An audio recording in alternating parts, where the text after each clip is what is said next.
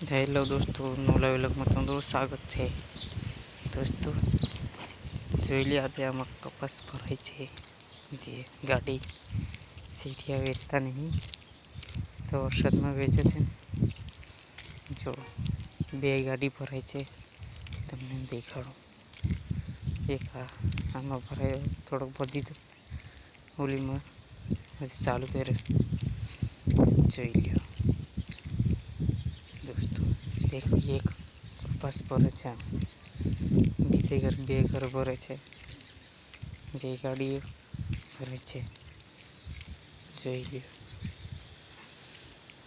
અને ભાવ નહીં મળતા એને લીધે શેઠિયા વેચતા નહીં, તો અત્યારે ઓછા ભાવમાં દેવો પડે।